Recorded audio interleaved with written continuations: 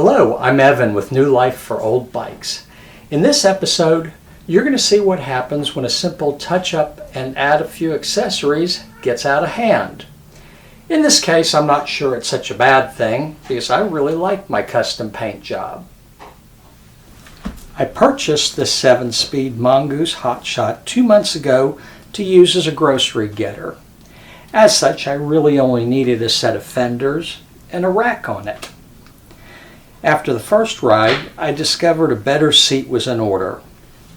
I added the fenders and rack and figured I'd ultimately paint them a glossy black to go with the flat black on the frame. I decided to remove the decals, which were badly damaged, and touch up a few chips. That's where things got interesting. Evidently, the original paint on the bike was not flat black. It was a darker satin black. A simple paint job was in order, but as you'll see in my video, I got a little carried away, and a simple paint job ended up as a custom paint job. Check it out. I've sanded the bicycle with 220 grit sandpaper, removing all the scratches and any chips in the paint. At this point, I'm wiping it down with a degreaser. Make sure that there's no fingerprints and no grease left on the bicycle. As soon as I'm done with this, I'll be taking a tack rag to it and removing any remaining dust on the metal. A tack rag is nothing more than a sticky cloth. It picks up any loose debris or lint or dust on the surface. I'm going over the entire surface with this cloth.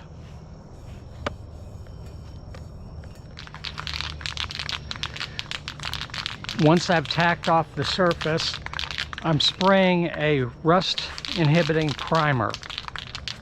Since I generally use very little of this, I'll be using a spray can. I'm only using this on the bare metal spots.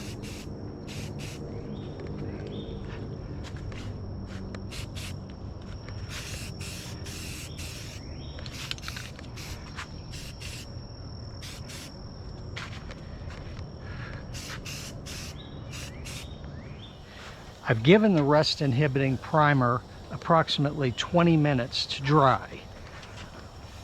I'm tacking everything off again, and as soon as I'm done, I'll be spraying on a coat of primer sealer. The reason I'm using the primer sealer is to give my paint a nice base coat.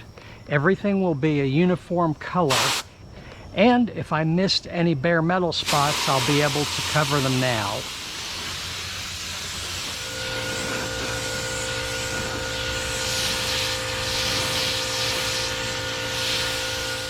The masking tape on the brake mounts and the paper in 2 of the tubes is to prevent any overspray from making it difficult to put the bike back together.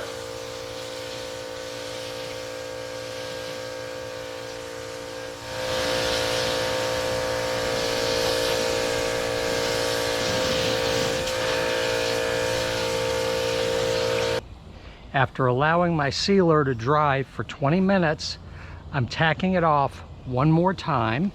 Just want to make sure there's no dust and dirt in this paint job. We're going to have a little fun with this. I decided I'd like to sponge paint.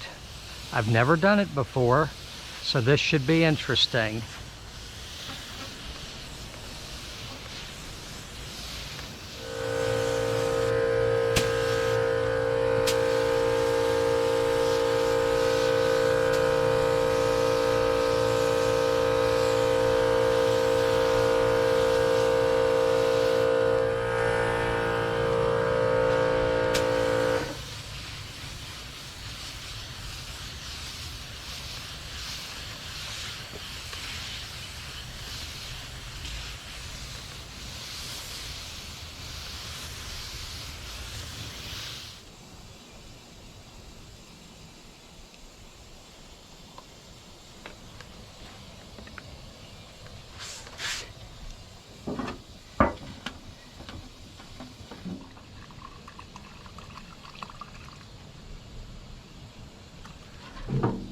go. Paint is mixed in a 1-to-1 ratio.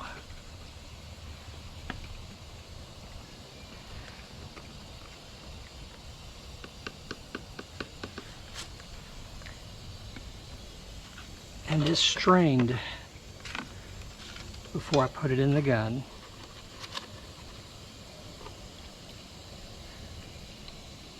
I kind of messed up on the front fender a little bit.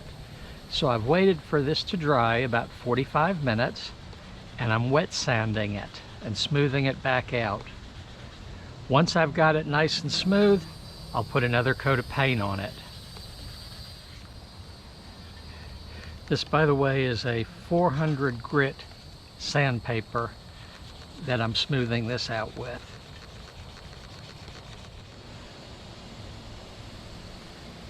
Looks good.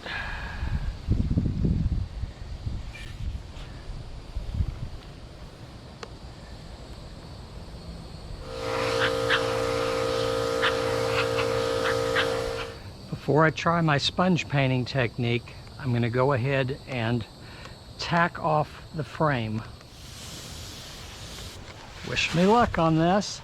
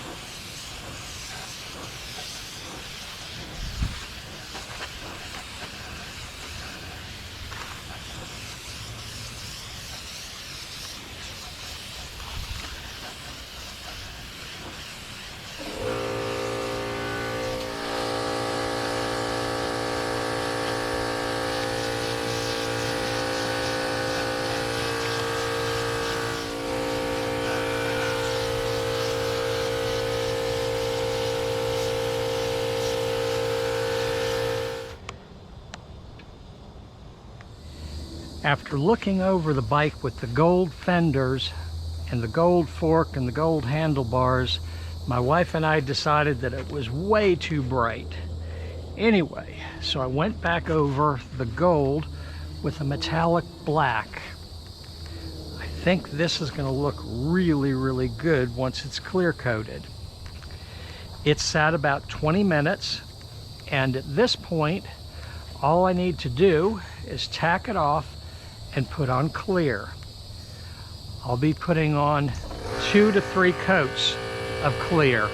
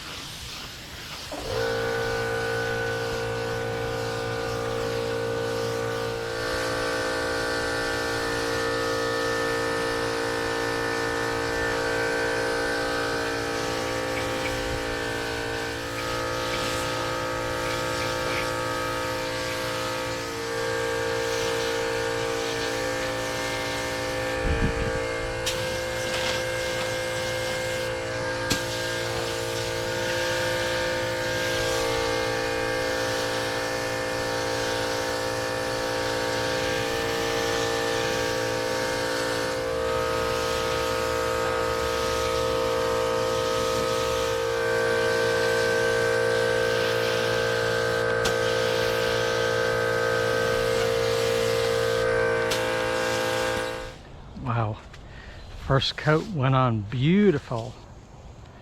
This is my last coat of clear. I'm looking to make sure there are no dry spots, making sure everything is well covered.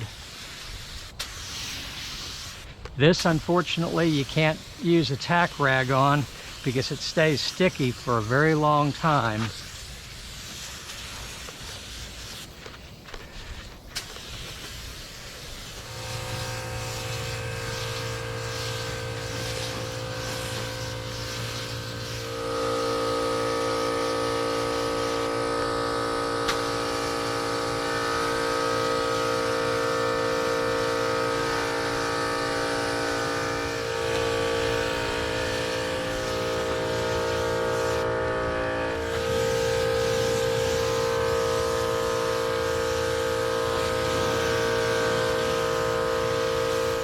Clean up the gun and call it done.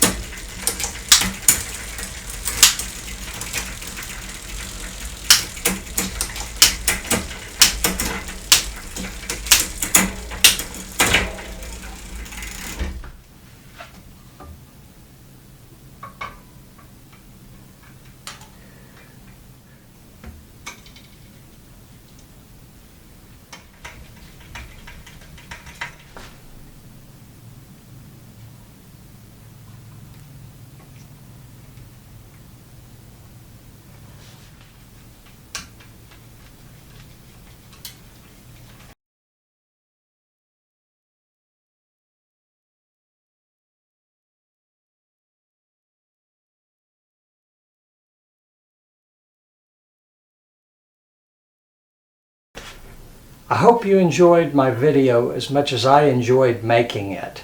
If you have any questions, let me know in the comments below. And don't forget, like and subscribe.